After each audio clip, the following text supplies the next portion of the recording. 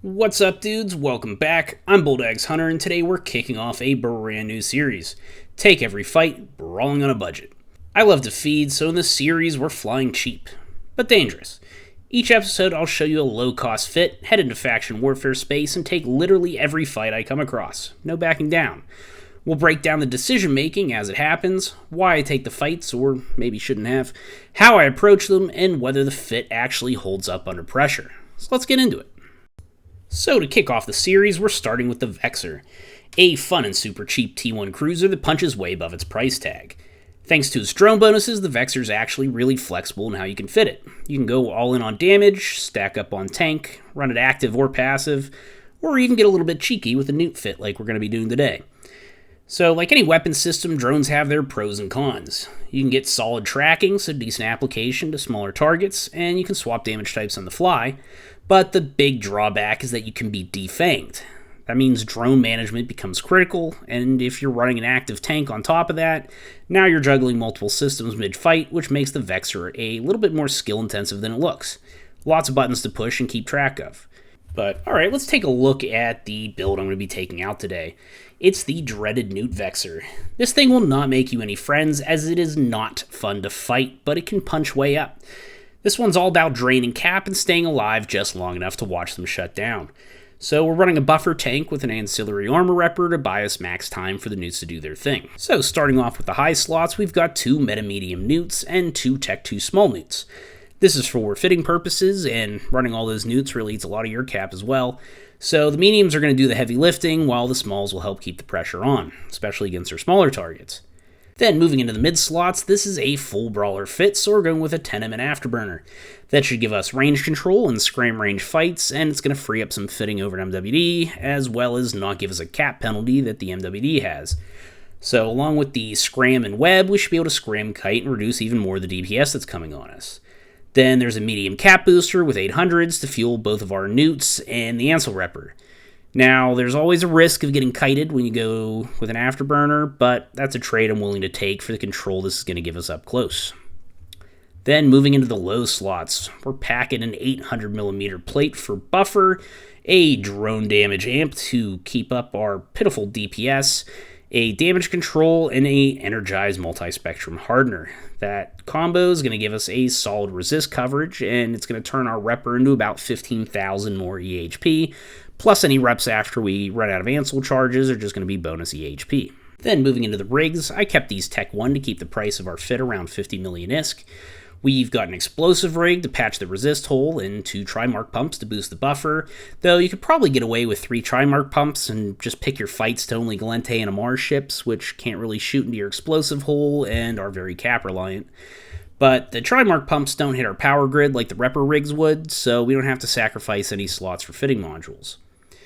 Then for our drones, they are literally all of our damage. We have 75 bandwidth that we're working with, so I'm going to be rolling with 2 heavies, 2 mediums, and a light drone for the max DPS group. You can play around with what you want your damage profile to be, or even have an armor and a shield flight targeting those explosive medium holes. If your target did try to plug their resist hole, generally thermal damage is the next lowest resist, plus thermal drones do the most DPS and have the worst tracking. But since we're brawling, that's not that big of an issue, so you can't really go wrong adding a few of those into the mix. Then I also threw some cheap drugs in here, but still keeps my fit around 50 million ISK. Let's jump into this first fight here and see how this fit holds up in practice. I found a Augur Navy issue and a Plex, so I slid on into them. These things are the brick shithouses of faction cruisers. They get 80 to 120,000 EHP without really trying. So let's see how this goes. So I dropped my drones and started letting my Neuts go to work. And I actually forgot to turn on one of my Neuts here.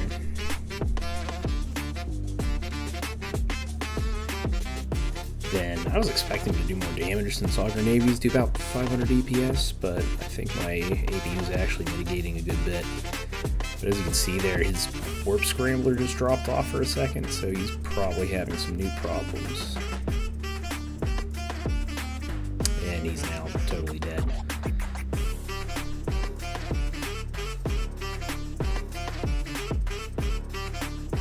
So I cut one of my medium neuts and try to cycle my smalls to stagger a little bit.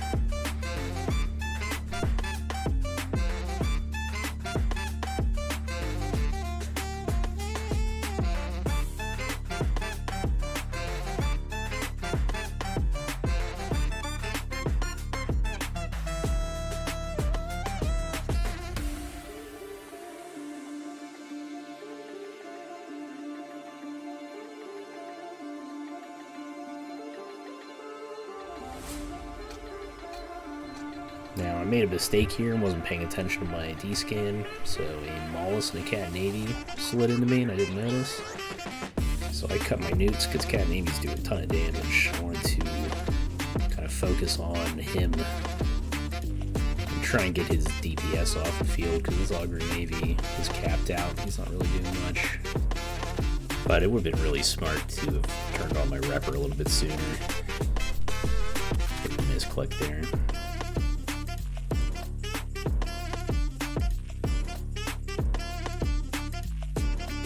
And I think it's about here that Cat Navy has started to feel some cap issues because his damage slows down quite a bit. My shields or my armor is actually starting to catch up. And he's actually decides to disengage, I think, because he's capped out and he starts flying off and pulling range from me.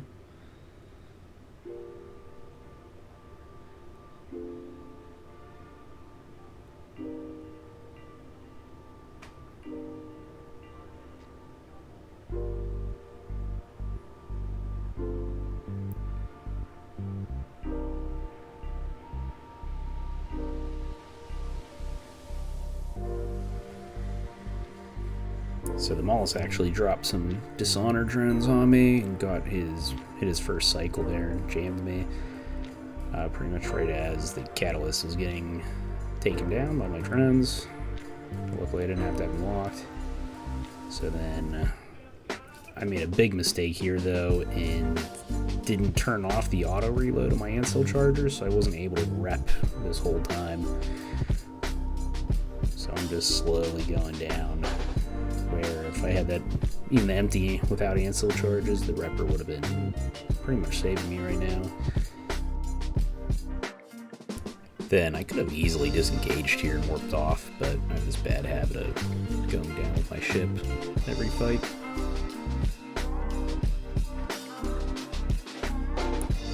Augury Navy just has a ton of EHP, so if I was in a situation where he didn't have any friends, and I could just keep fighting him, probably take out his couple drones that he has on me, and just slowly kill him.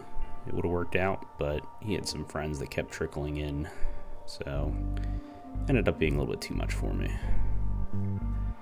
But good fight.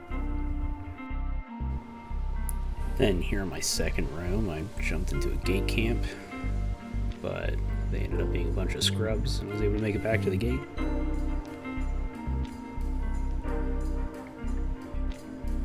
But then a few minutes later I jumped into another gate camp, and this time I wasn't so lucky.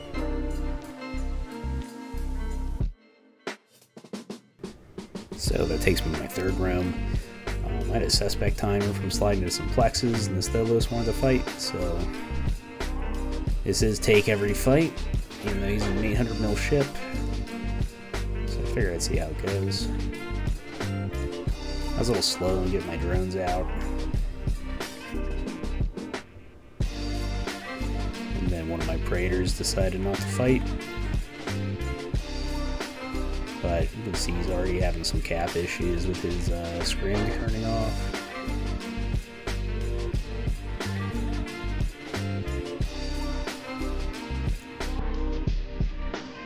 He's an active shield tank, so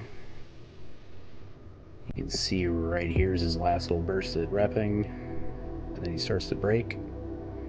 But that breacher pod DOT is just too much. Good fight.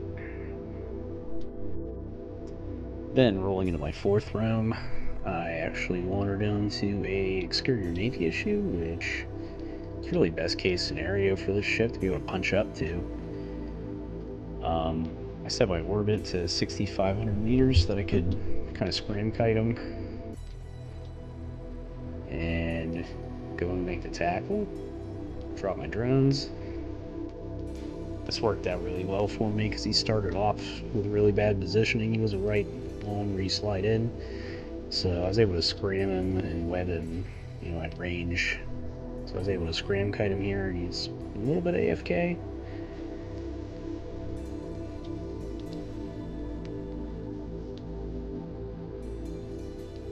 So he starts fighting, but I'm kind of at the edge of his range, so he's not hitting me very hard.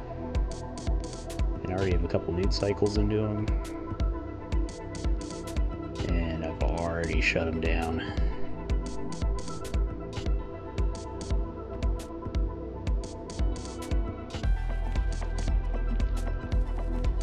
So I see that damage stopped coming on me.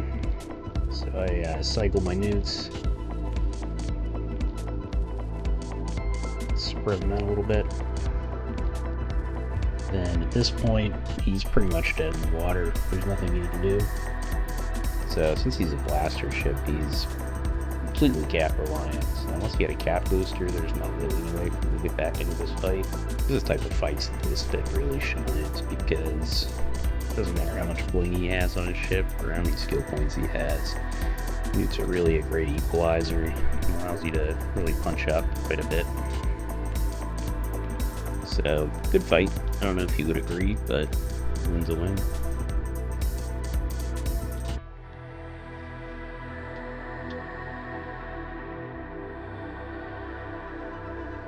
Then on this one, I slid into a Cat Navy and a Hookbill. So, in my head, I kind of saw taking out the Hookbill first, since it has rocket damage, and you know, I can't really turn that off. I assumed that the Cat Navy was going to crash in on me and try and, you know, put void into me. But in hindsight, that plan was kind of dumb, because a dual web Hookbill and a Cat Navy is kind of like a scram kiting master duo.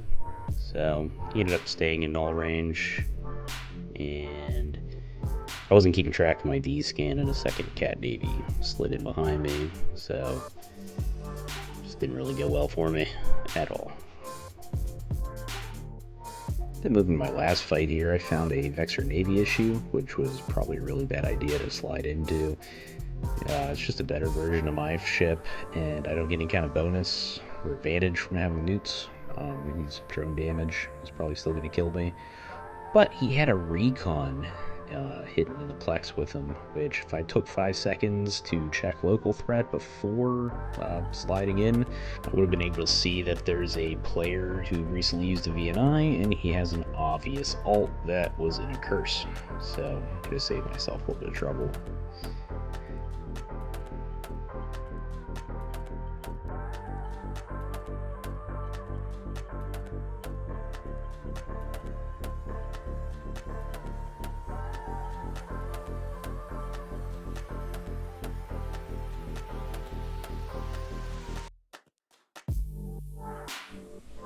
But overall, I like the Vexor. I like this fit. It holds its own pretty well against some stronger ships. You just need to be a little more selective about your targets than I was.